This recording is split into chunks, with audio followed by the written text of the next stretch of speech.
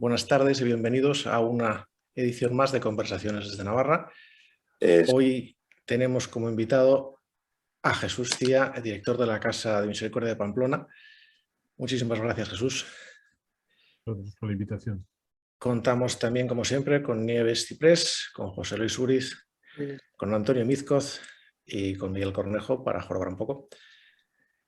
Y hoy queríamos, como todos los pamplonicas saben, los pamploneses, la Casa de Misericordia es una institución en la ciudad que cumple un papel que a veces parece que solo se ve durante una pequeña parte del año, pero que es fundamental en nuestra sociedad.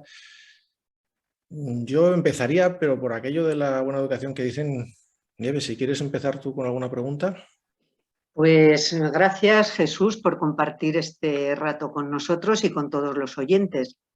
La pregunta es, por favor, a ver si nos puedes explicar qué es la Casa de la Misericordia y la relación que tiene con los Sanfermines y fundamentalmente con los toros. ¿De dónde viene esa relación? Y bueno, simplemente eso. Luego Perdóname, Nieves. Antes de que entremos en el tema quizás de los Sanfermines y de los toros, yo creo que es importante que Jesús nos explique y explique a todos nuestros oyentes qué es la Casa de la Misericordia más allá de los toros y de los Sanfermines. ¿Cuál es la labor importantísima que hace en la sociedad de Pamplona? ¿Cuáles son sus proyectos en este momento? Y a partir de ahí, si no te importa, y perdóname, Nieves, lo siento de nuevo. Pero creo que deberíamos he descubierto y he abierto la cáscara del huevo. Bueno, la verdad es que la pregunta es prácticamente la misma, pero un poco más amplia, es decir, más del origen, que es la Casa de Misericordia. Pues la Casa de Misericordia es en este momento una institución, una fundación que se llama Sin Ánimo de Lucro, es una institución del sector solidario, creada hace ya pues 315 años, es decir, en el año 1706, y que en todos estos siglos pues, se ha dedicado a diferentes atenciones de diferentes tipos de personas en cada momento según la necesidad. Y ya en los últimos 40 años pues nos venimos dedicando exclusivamente a la atención de personas mayores. Lo digo porque hace 40 años dejó de haber niños que hasta entonces sí que hubo. Entonces, ¿qué es lo que tiene de hilo conexión en la historia en estos 3 siglos? Es atender a personas que tengan una necesidad y que no pueda o no, en ese momento no esté satisfecha de otra manera, ¿no? Entonces, en la actualidad la Casa de Misericordia es una institución que atiende a más de 500 residentes de una media de edad de 87 años, casi 88 años de media de edad.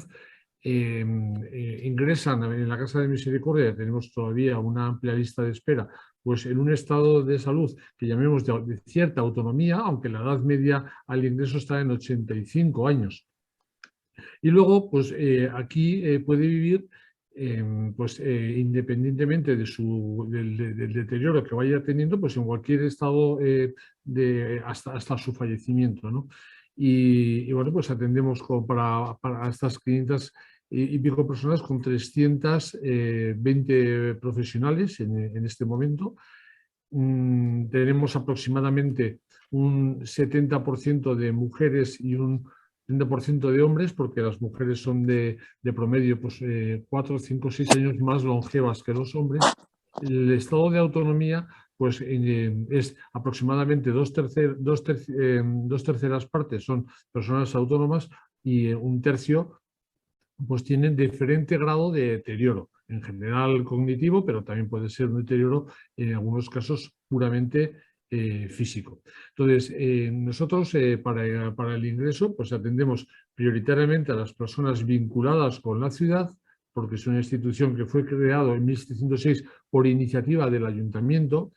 De hecho, tenemos una fuerte vinculación, esto es una junta que se rige esto es una institución, una fundación que se rige por una junta en la que todavía el alcalde históricamente es el presidente, y participan también 4 concejales más del ayuntamiento, 2 de mayor edad, independientemente de cuál sea su vinculación política, los 2 de más edad. En este momento son Silvia Rosa Velázquez y Maite Esporrín, las 2 pertenecientes al PSOE, y 2 concejales que suelen ser la vinculada a derechos sociales y la de cultura, que es en este momento María Caballero, de Derechos Sociales del Ayuntamiento, y María García Barberena, de Cultura. Entonces, aparte de ello, pues en la Junta de Gobierno participan 15 o 20 personas que pueden aportar de manera absolutamente altruista, pues por sus conocimientos pueden aportar a la institución, y aquí tenemos pues desde un arquitecto, tenemos abogados, tenemos economistas, tenemos también de la Universidad de Trabajo Social, es decir, una serie de perfiles que, bueno, pues ayudan colaboran con la gestión. Y bueno, pues como decía, el carácter más distintivo es que atendemos prioritariamente a las personas que tengan más necesidad. Una pregunta, perdona, Jesús. Sí.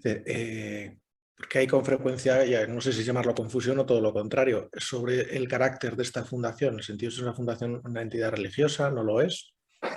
No, no es una entidad religiosa, aunque bueno, las casas de misericordia sí que en su origen pues, está vinculado en el siglo XVI, cuando se comienzan en España. Bueno, en el siglo XIII vienen de otra rama de las italianas, pero efectivamente están vinculadas a las obras de misericordia. Una de ellas era, pues, por ejemplo, atender a personas pues, enfermas, en situación de precariedad por diferentes motivos, ¿no? Entonces está vinculado a eso, pero de hecho en la de Pamplona nace ya en el contexto ya del siglo XVIII, donde, bueno, de hecho todavía en la Casa de Misericordia conviven con nosotros y trabajan y son también aportan una comunidad de hijas de la caridad. Es decir, hay una comunidad religiosa integrada dentro del funcionamiento de la casa, pero la casa es una fundación enteramente entidad sin ánimo de lucro, digamos, civil normal. Exacto. Por supuesto, atendemos a personas, vamos, de cualquier vinculación religiosa. Vamos, nunca se le preguntaría de que, aunque es verdad que aquí todos los días, bueno, tenemos un sacerdote que ofrece, vamos, que realiza la misa y ahí, pero vamos, puede aquí convivir de cualquier credo religioso o de ningún credo religioso. Eso no sería inconveniente, ¿no?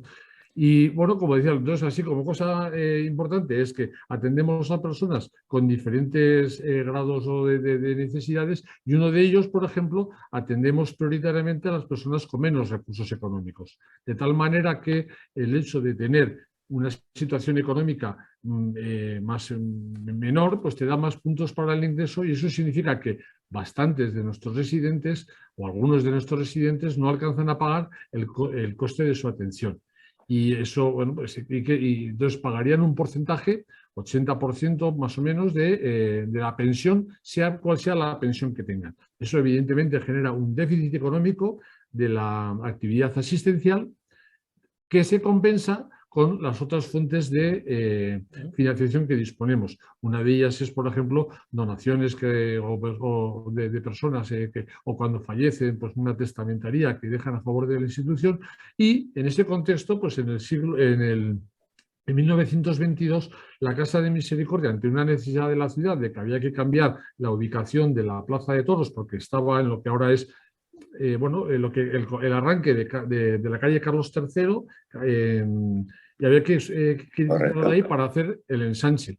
Entonces, el ayuntamiento en aquel momento no quería correr con la inversión que suponía hacer la plaza, porque para empezar los sanfermines tampoco eran entonces lo que son actualmente, ¿no?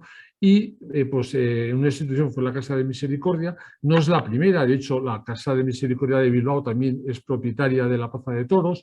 La Plaza de Toros de Zaragoza es Plaza de la Misericordia, es decir, que ya había una tendencia en ejemplos anteriores, pues levantó la mano y la construyó a sus expensas en el año 1922, y desde entonces la explota, y con los beneficios que se obtiene consigue equilibrar las cuentas deficitarias necesariamente de la actividad asistencial, necesariamente digo por el tipo de residente que se atiende. Otra cosa que no sabía, sí, la verdad es que pensaba que había sido una especie de, llámalo, licencia o concesión. Creo que José Luis había levantado la mano antes de empezar a pasar al tema de los ingresos.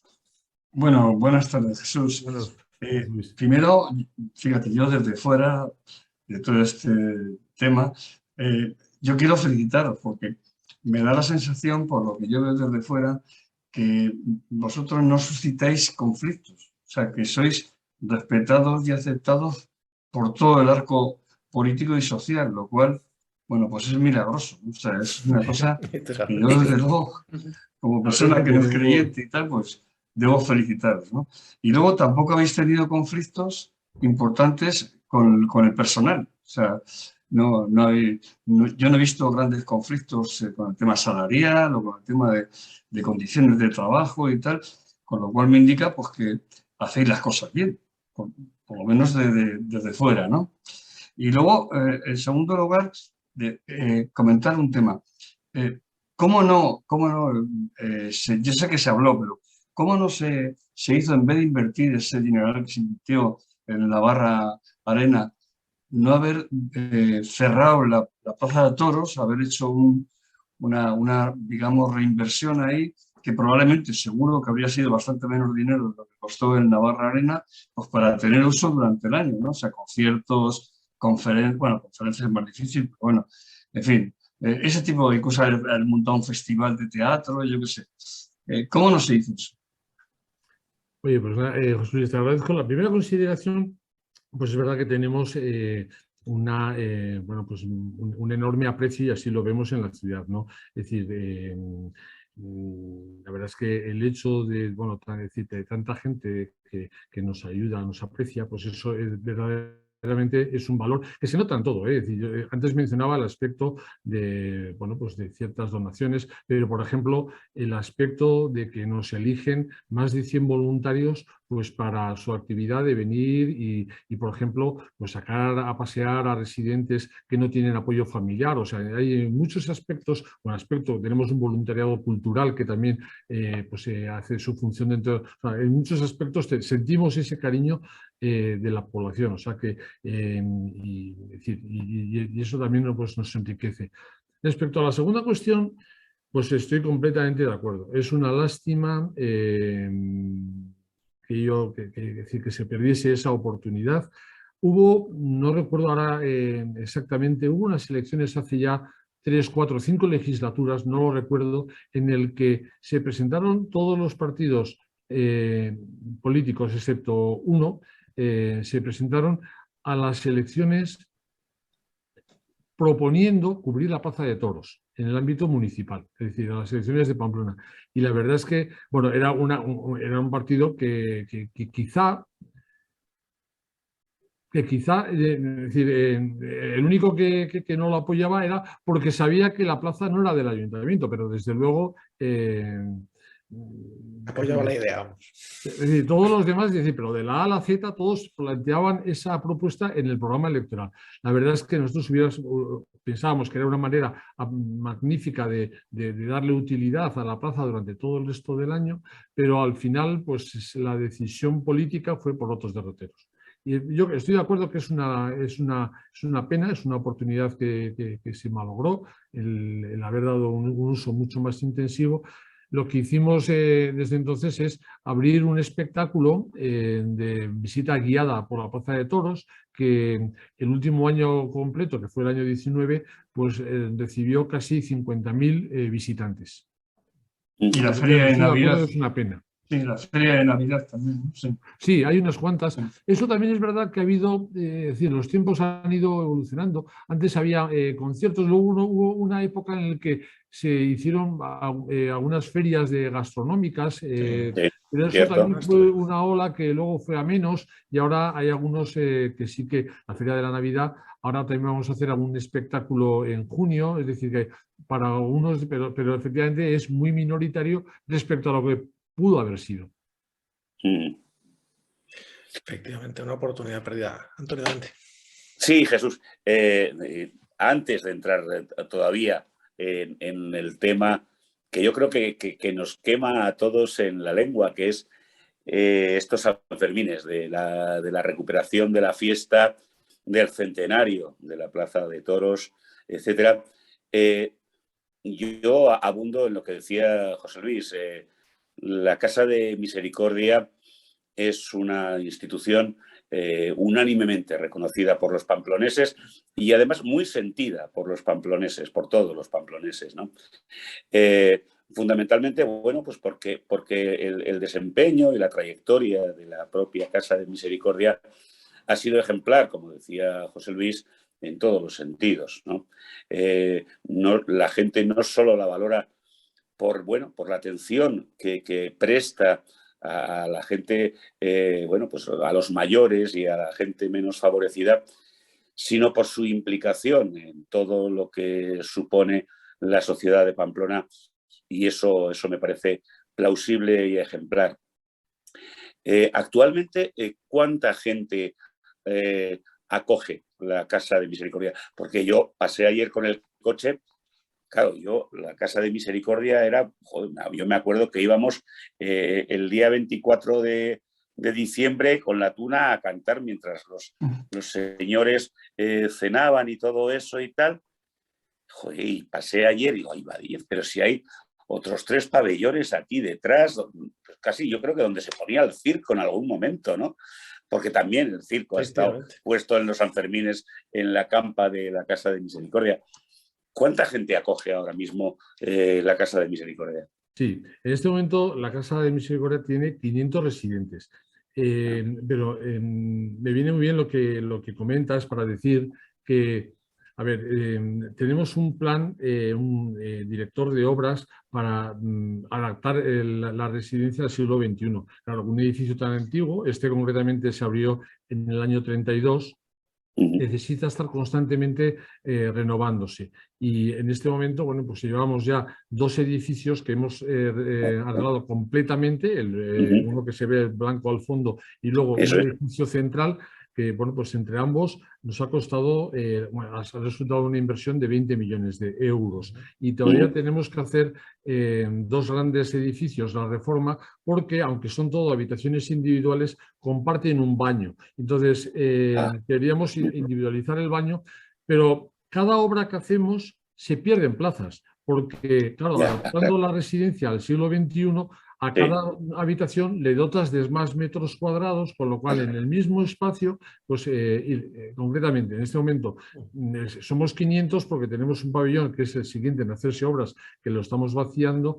En realidad, cuando acabemos las 2 grandes obras que nos quedan, el plan director de obra en este momento indica que serían 517 residentes al final de toda la inversión, pero es verdad que tuvimos 550 residentes, hicimos un nuevo pabellón de 100, 650, pero como se van reduciendo en cada obra, al final quedarían 517. Y por eso decía que atendemos con más de 300 personas.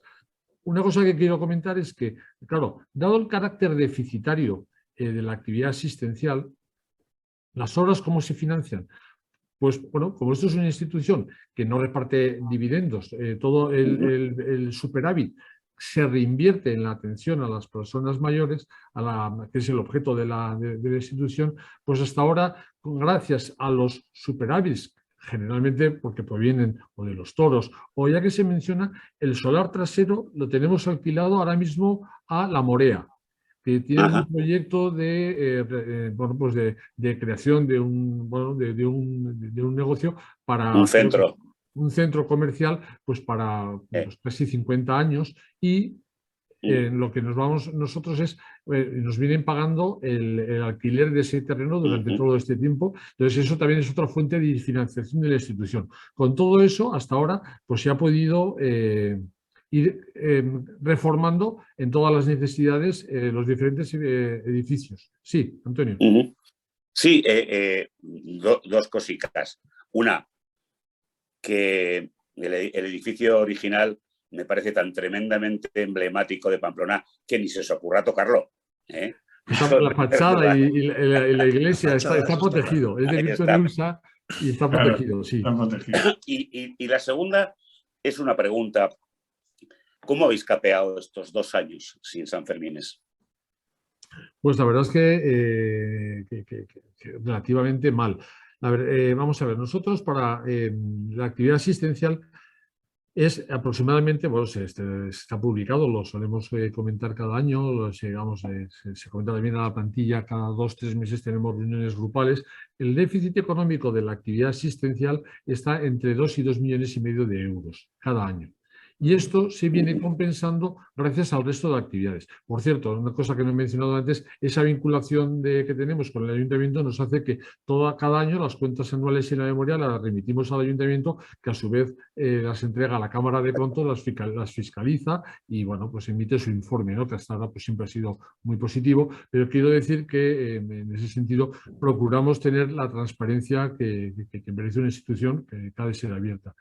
Ahí estás pidiendo una pregunta que creo que te va a hacer José Luis. A ver, José Luis. No. Mira, yo cambio un poquito de tercio y evito en San Fermín. No, vale. Teníamos que relacionado con la COVID. Yo le iba a decir a Nieves que entrara ella porque me he quedado con mal cuerpo por haberle cortado la pregunta, jolines. Como queráis, pero yo lo digo muy rápido. Solo dos cuestiones. Una, es cierto que, como parece, la COVID ha machacado o esquilmado o afectado a los mayores de 65 años. ¿Lo habéis notado eso a la hora de que ha habido un bajón porque ha habido fallecimientos? Y segunda cuestión, yo soy contrario a que San Fermín se hiciera este año. He escrito un artículo ayer que titulaba ¿Cuántos muertos más nos podemos permitir?, que supongo que habrá generado mucha controversia.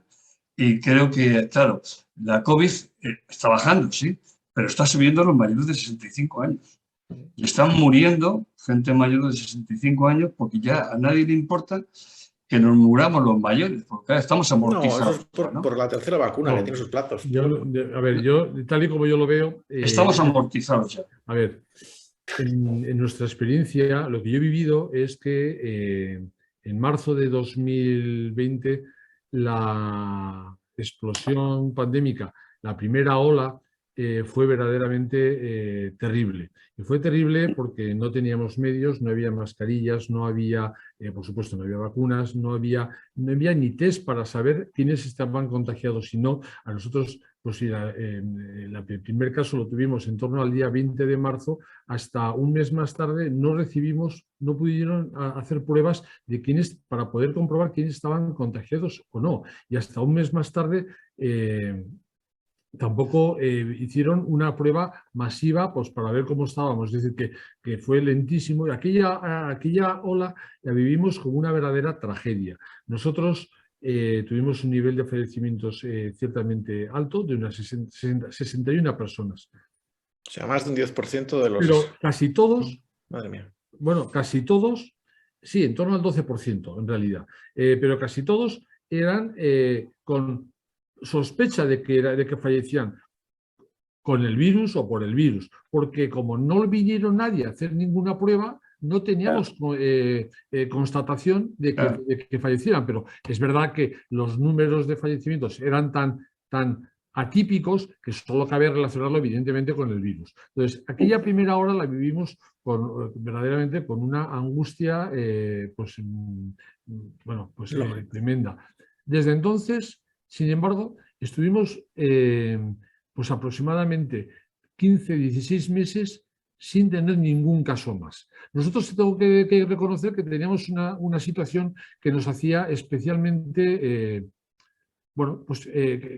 potencialmente peligroso porque, primero, el centro es muy grande, con lo cual convivían dentro y la posibilidad de comunicar es mucho mayor que entre personas que en un centro más pequeño. Y segundo, porque, como he dicho al principio, pues aproximadamente 2/3 partes de nuestros residentes son personas con autonomía, que salían, se movían, iban. Entonces, hasta que no hubo un eficaz aislamiento, que luego eso también trajo otras consecuencias, pues resultó que entró el virus y una vez que entró, pues la verdad que aquella ola fue tremenda. Luego hemos estado 15 meses y medio en realidad, sin ningún caso. Es decir, bueno, pues hasta que bueno, pues, llegamos a la época en la que comenzaron también las vacunaciones, que eso fue durante todo, ya empezaron en enero de 2021. Y es verdad que aquí ya todo el mundo tiene, bueno, se ha vacunado el 99% de los residentes y el 97% de los profesionales. Todo el mundo tiene ya la tercera dosis prácticamente de la residencia, y eso también se ha notado. Tengo que decir que la última ola, la variante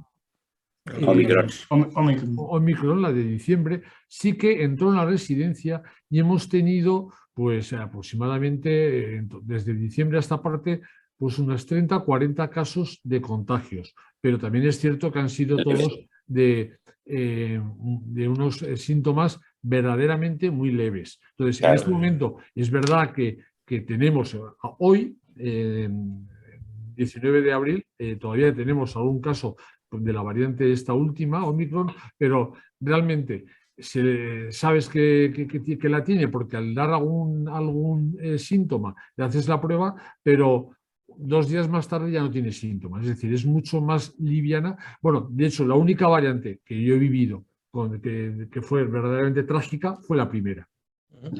Yo creo que lo que señalaba José Luis va por un tema que es notorio, y es que al ver las estadísticas, como ya no se hacen de todos los colectivos, pero sí que se siguen haciendo las personas mayores, se está viendo una subida que algunos relacionan con esa actitud, o bien con que la tercera vacuna, como todo el mundo sabe, tiene un periodo de actividad después del cual baja y estamos entrando en esa zona. Con lo cual, pues felicidades por mantener el nivel bajo, una pero cosa, la cosa preocupa, ¿no? Miguel, una cosa que iba a comentar antes es que fue tremenda la primera ola.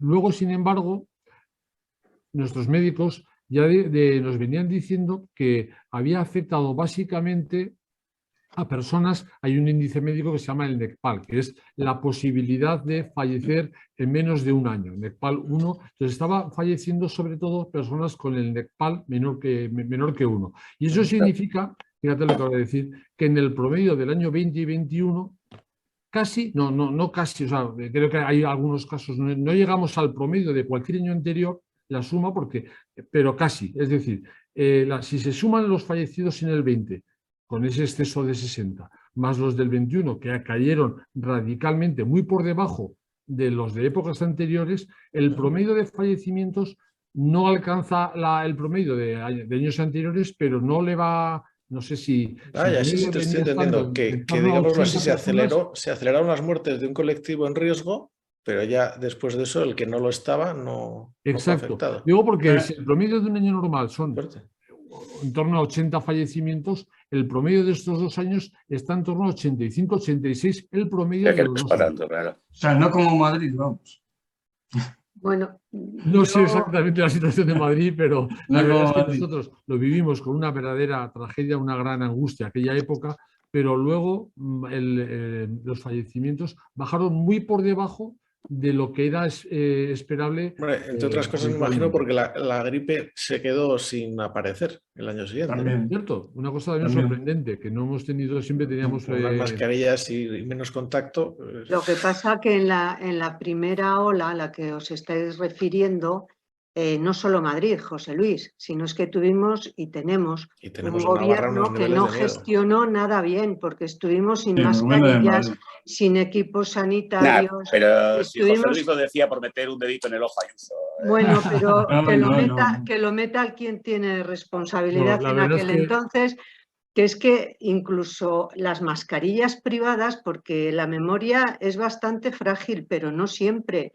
O sea, es que había personas como el presidente de Zara y todos los de Mango, que estaban dando mascarillas gratuitas, que las estaban trayendo y el gobierno no dejaba que se tuvieran. O en Madrid, que se conseguían mascarillas y el gobierno de Sánchez no dejaba. Hubo una mala gestión porque es que no había ni equipos sanitarios, ni mascarillas, ni nada. Había mascarillas que no servían. Bueno, claro, pero fuera de esto, que también hay que recordarlo, y todos sabemos la fijación de Sánchez con Ayuso, porque era pues Madrid la única comunidad que salía adelante. Las El día cosas que se como sepa son. todo de las residencias de Pero Madrid, ya me fuera de contarás. esto, yo le quería preguntar a Jesús. Y las de Cataluña, y las de Eso es. Valencia. Sí, que las compraban fábricas y empresas que eran de cosmética y de pintalabios, en fin.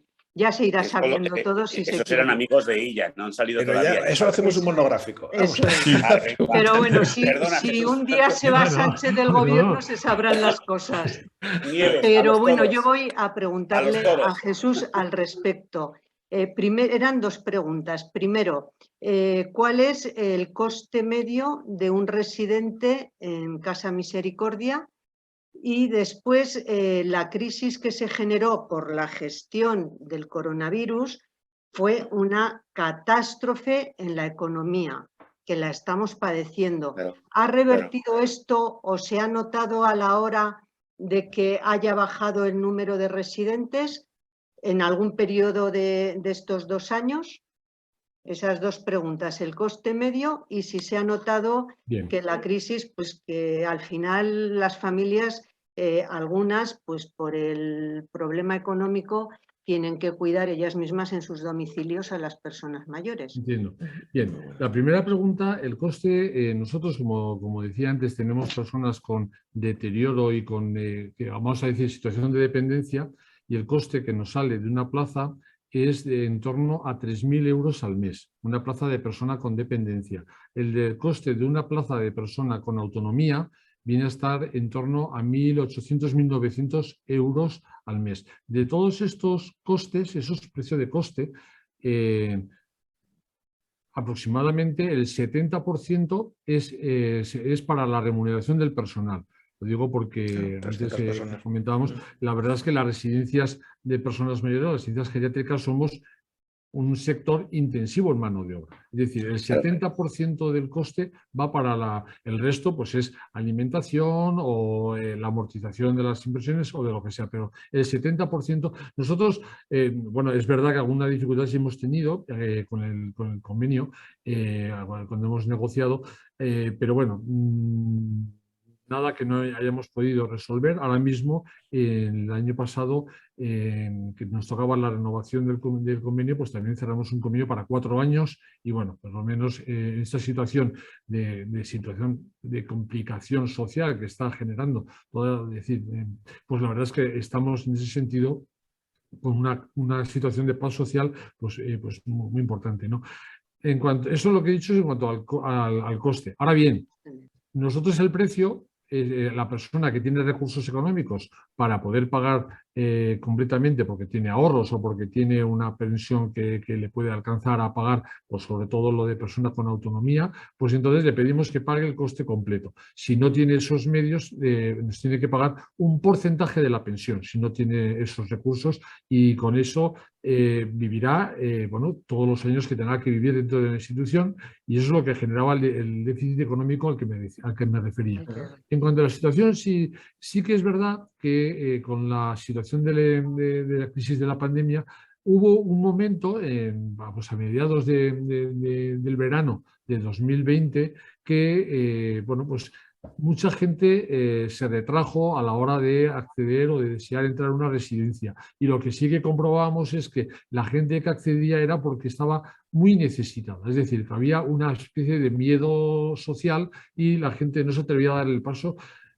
Se ha revertido completamente. Es más, nosotros hemos, ahora mismo tenemos otra vez lista de espera, es decir, incluso hemos abierto una unidad adicional que es la de estancias temporales, que bueno, está teniendo un enorme éxito y en ese sentido creo que el problema que hubo de miedo social por la pandemia ha quedado solventado, porque ya no es que seamos nosotros que tenemos lista de espera.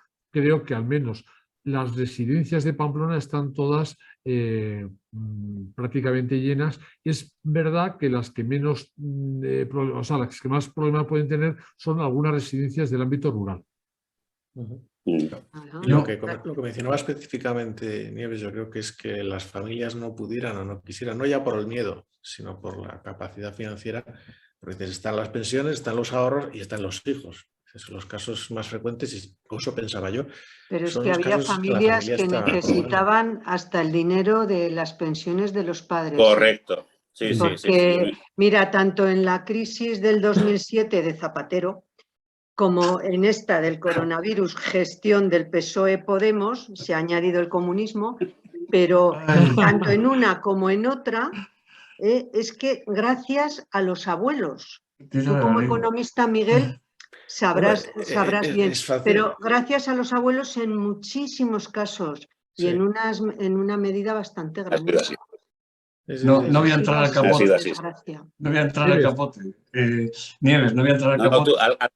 Al capote y a los toros vamos ahora, no te preocupes. Ahora vamos a los toros. Los toros. Que ha hablado de Madrid. Una cosa sí que me gustaría precisar, porque contextualiza la situación, es que en España y en particular, en general, en los países occidentales, el porcentaje tipo de personas mayores que acceden a una residencia está en torno al 6, 7, 8%. Es decir, que el 92%, redondeemos, el 90% de las personas mayores viven o en sus casas con familia o sin familia o de alguna manera, porque en el contexto occidental solamente el 10% de las personas mayores acceden a una residencia. Quiere decir que muchas de esas personas que viven en una familia, evidentemente, puede ser que lo hagan por una cuestión, como bien decías, económica. Es decir,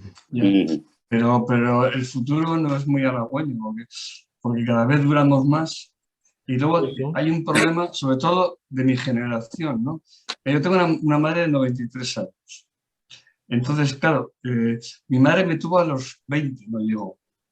Con lo cual, ella tiene 93 y yo tengo 73. O sea, nos pilla ya machacados. O sea, no es como ahora que tienen los hijos a los 30, 35, 38, hasta 40. Y entonces, claro, llegan a los 93, pues con 50 años, los hijos. Y ahí, perfecto. Pero claro, en nuestra generación la cosa se complica, con lo cual va a haber probablemente más demanda. Pero yo, entrando en lo de los toros, yo soy de Madrid, nacido en Madrid. Y soy de la peña del Mutico Alayat. De la peña del Mutico Alayat. No, que soy del Mutico Alayat, de la peña. Y ahí me sorprendía que son todos abertzales, ahí de la izquierda abertzale predomina, me sorprendía en las asambleas el entusiasmo que los antitaurinos y los protectores de animales y todo esto ponían a favor de las corridas de toros. Se decía, pero ¿cómo es posible que esta gente que va de animalista, de no sé qué y no sé cuánto, luego San Fermín sea... existe esa contradicción, ¿verdad? Y todos van a los toros, aunque sean animalistas. Wow. No van a los toros, José Luis. Bueno, no van a los toros. Van al calderete. Tienen las entradas. Y las revenden. ¿verdad? Y las revenden los guiris. No van a los toros. Ya. Nosotros, sobre todo, tenemos una muy buena relación con las peñas, nos reunimos periódicamente, también con la Federación de Peñas, tenemos muy buena relación.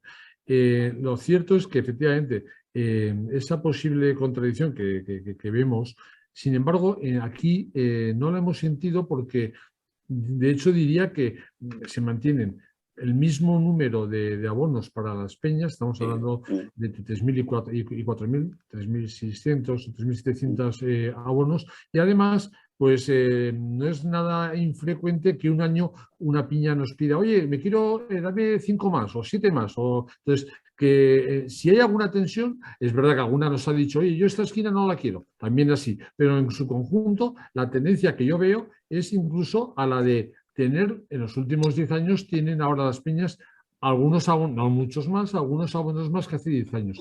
La verdad es que también nos beneficia que creo que los toros en Pamplona se vinculan a la Casa de Misericordia, se vinculan a la ciudad, se vinculan, pues, por supuesto, al encierro, y creo que estamos sintiendo, o sea, no estamos sintiendo la presión antitaurina que en otros sitios pues parece que de alguna forma Pongamos un ha Barcelona. afectado mucho es decir, hay un dato que a veces yo lo menciono que sorprende. En todos los Sanfermines, a lo largo de los Sanfermines, prácticamente vendemos, no llegamos, pero prácticamente vendemos casi 400.000 billetes para los diferentes espectáculos taurinos en 10 días. Ahí también meto, es verdad que ahí meto también las visitas a los corrales, pero si se meten los encierros, las corridas de los toros, las visitas y los apartados y los espectáculos matinales de recortadores, vender 400.000, yo no sé, no lo sé, de verdad que no lo sé, cuál es el número de pamploneses que van a ver los fuegos artificiales, pero 400.000 me parece que es un número muy alto de personas que van a nuestros espectáculos. Se dice, no sé si serán 400.000, desde luego en todos los días que se disparan los fuegos artificiales, se dice que los fuegos artificiales es el espectáculo con mayor número de público de todos los Sanfermines. Pero yo te quería hacer una pregunta, Jesús.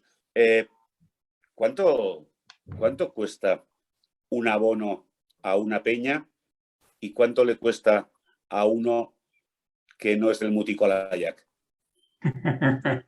Bueno, hombre, vamos a ver, yo en este momento no me sé los precios de memoria, pero es verdad que el precio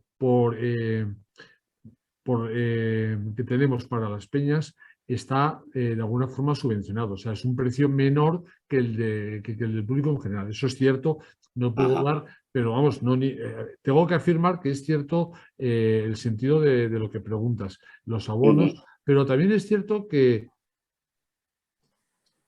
probablemente si las peñas no fueran el público que va al tendido, a la grada, a la andanada de sol, pues igual no tendríamos quien tuviera ese mismo deseo, no lo sé, es decir. Sí, que es una parte importante de la fiesta lo que se produce en la andanada de sol. Es un espectáculo que en Pamplona, quizá por eso tiene el éxito que tiene, es un espectáculo de carácter popular. De hecho, la pregunta que nos podríamos hacer es, ¿y un abonado? Tampoco tengo ahora la respuesta exactamente, pero ¿y cuánto paga por cada espectáculo en una localidad barata? Pues no sé si pues probablemente no llega a 20 euros cada espectáculo. Es decir, que son precios que el éxito es que se han constituido en un espectáculo muy popular. Y sin embargo, cuando uno, aquí, un Juan español, yo sin ir más lejos, quiero adquirir un abono para la feria de este año, sí, te encuentras con severos problemas porque hay gente que conserva sus abonos de año en año y o son nominativos, con ellos, son nominativos. Son nominativos. Ya, por eso, tu nombre. Yo tenía uno que lo vendí. Sí. Lo que sí que sentimos es que esto lo vemos, que las entradas, los abonos del tendido, incluso de grada, pues están prácticamente, son las entradas más caras, los abonos más caros, pues efectivamente están prácticamente todo completamente vendido, efectivamente se renuevan, se pasan de familias entre padres, hijos o tal. Pero, sin embargo, hombre, lo que tengo que decir es que las entradas, precisamente los abonos que son más económicos, los de las andanadas, especialmente la andanada alta, esos sí que tenemos para poder abonar. Es decir, andanadas altas, andanadas de sombra, de sol, de lo que sea, esos sí tenemos. O sea que no es imposible encontrar abonos ahora. Yo tenía dos de barrera. Excusa, Antonio. Tenía dos de barrera. Lo que iba a decir es que me las gestioné. Que para tirar un córner sí hay sitio, bien, de acuerdo.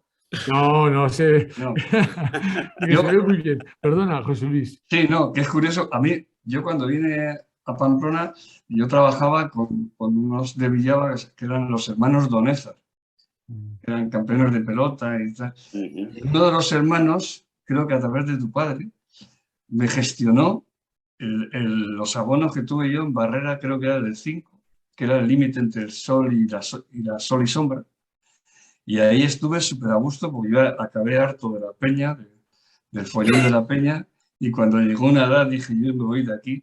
Y ya. Pero luego el problema es que digamos, la vida se ha ido torciendo y De todos lo modos, vendí. José Luis, Ignacio, mi predecesor, coincide conmigo en el apellido, pero no ni nos conocemos, ni Pensaba éramos que era familia. No No, tenemos pensaba ningún que era título familia. familiar, es una simple coincidencia del apellido. Pero Perdona, es verdad que Perdona. todavía en la actualidad hay gente que tengo que seguir resolviendo la duda. Porque Sí, pues me lo gestionó a través de CIA, uno de los hermanos Doneza, de Villalobos. Pues abonos, es verdad que tenemos en las andanadas, pero abonos se pueden conseguir, ¿eh? Es decir, que bueno, y si alguien tiene interés, pues se puede dirigir a nuestra administración y ver qué es lo que queda. Alguna grada también, que es la parte del medio, alguna grada también podría encontrar disponible. Yo tenía barrera. Eso es un chollazo Jesús. que yo ya no, vamos, yo no he visto ninguna disponible, ¿eh? Es decir, Ahí he estado con Pachi Zabaleta, por ejemplo, en los toros. Eso ya es más difícil de perdonar, Andorra. Oye, Jesús, ¿cuáles son sé que las hay además, las sorpresas que tiene la Casa de Misericordia para este año, para los Sanfermines de este año? Sí, antes de que se comentaba lo de los Sanfermines de este año, para mí, primero, para poder recuperar la normalidad económica y volver a la senda de un cierto superávit, que es lo que garantiza la supervivencia de la institución, los beneficios que obtenemos en los toros hasta hoy son imprescindibles. Es decir, sin los toros no alcanzamos el equilibrio. Y de hecho, el año pasado, que fue ya en todo lo económico un año más normalizado, pues tenemos un déficit que proviene exactamente de no haber podido tener los Sanfermines. Entonces, para nosotros eso es importante. Perdón, Antonio, la pregunta era... La pregunta era cuáles son el programa que tiene sí. Entonces, la Casa a de lo que voy. Misericordia. Este año, porque para nosotros es muy importante, por lo económico, que haya Sanfermines, tiene una especial importancia porque cumplimos el centenario de la plaza. Exacto, el centenario de la plaza. Entonces, estamos haciendo una serie de eventos.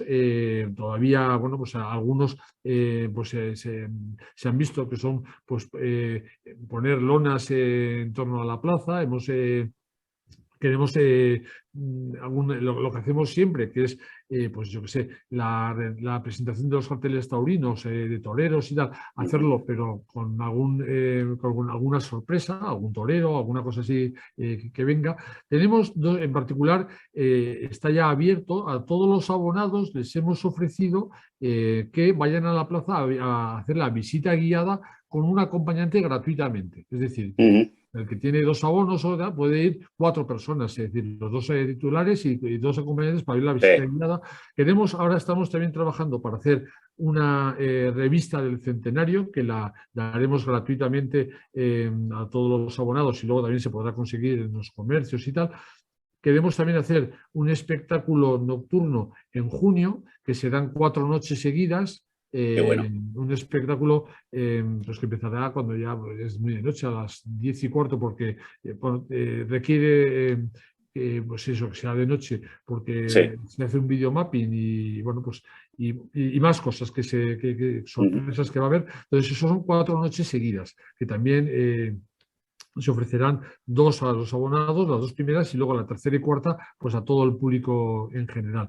Luego, pues hay una sorpresa que ya se ha comentado, porque se filtró, que es una corrida muy especial para el día 7, que es el día propiamente del centenario. Y luego tenemos varios concursos que estamos ahora pergeñando en torno a la plaza. Un concurso de meriendicas. Tenemos también un concurso con colegios que están visitando gratuitamente muchos colegios con alumnos, y le estamos proponiendo una serie de pruebas y tenemos es decir, modestamente, porque nuestros recursos tampoco son muy grandes, pero queremos celebrarlo de alguna forma y esto es lo que estamos pensando.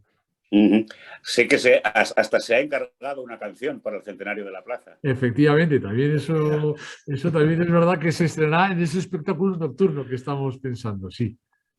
Muy bien, mira.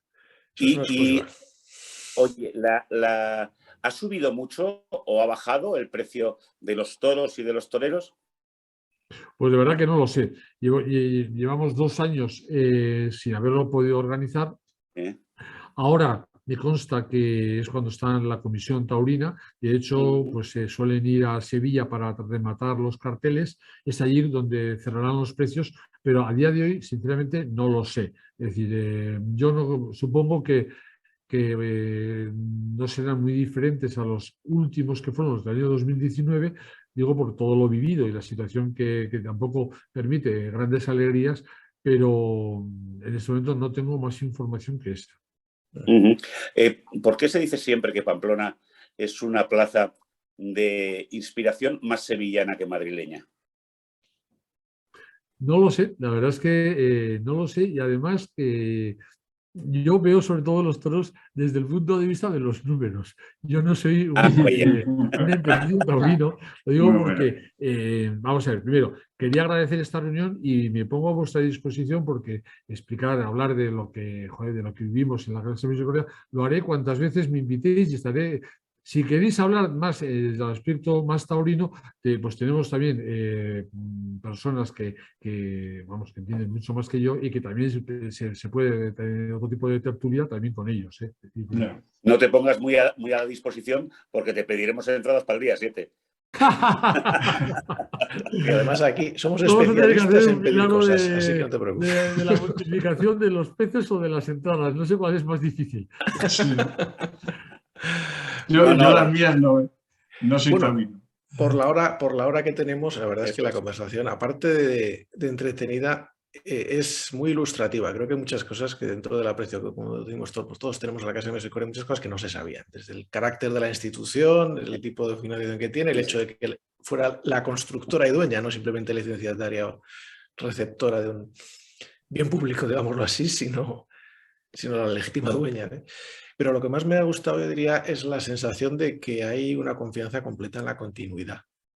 En cuanto a que se cuenta con que la animadversión que puede haber por los toros en otras zonas, aquí está, si quieres, más relajada por el componente popular, por el espectáculo, por la propia participación e implicación de las mismas personas y entidades que en otras ciudades lo ven de otra manera. Que hay una buena relación e integración con las instituciones, con el ayuntamiento, con todos, en resumen. Es decir, que el papel de los toros en Pamplona, desde el punto de vista de la plaza, parece claro y tranquilo.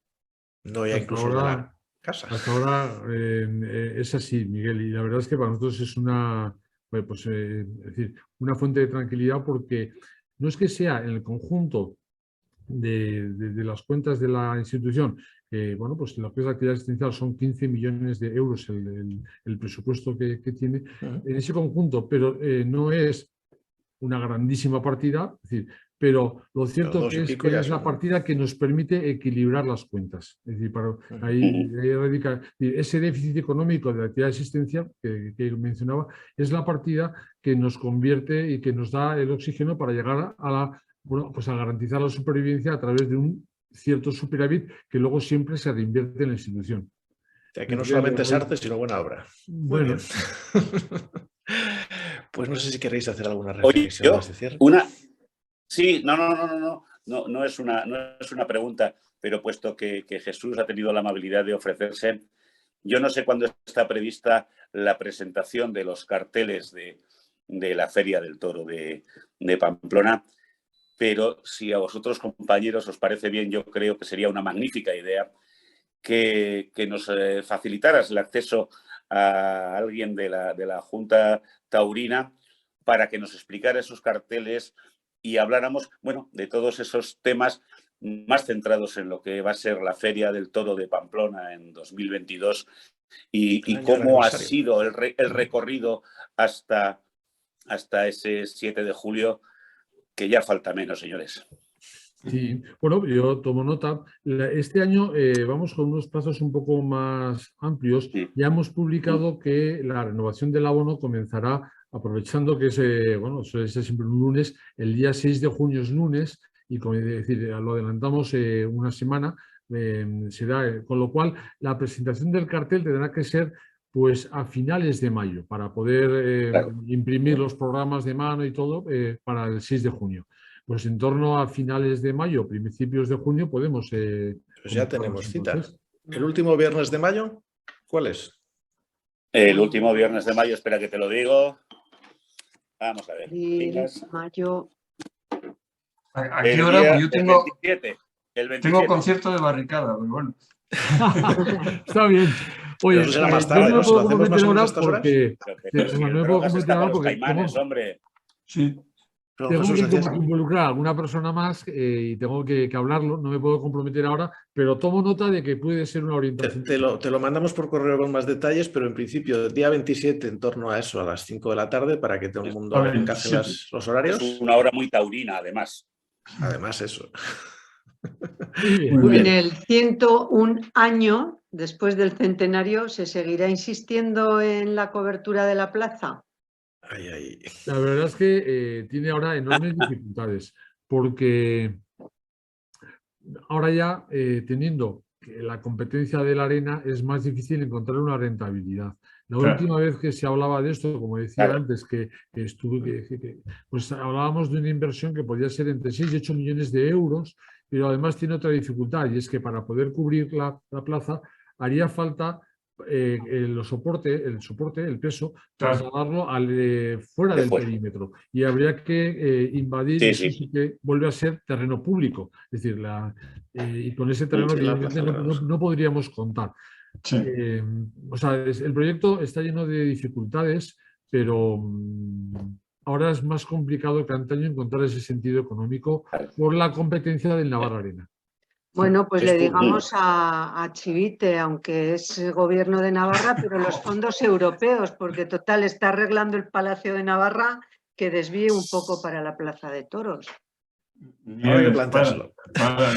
Sí, llámale, sí. Si tenéis mano, pues esto se puede arreglar.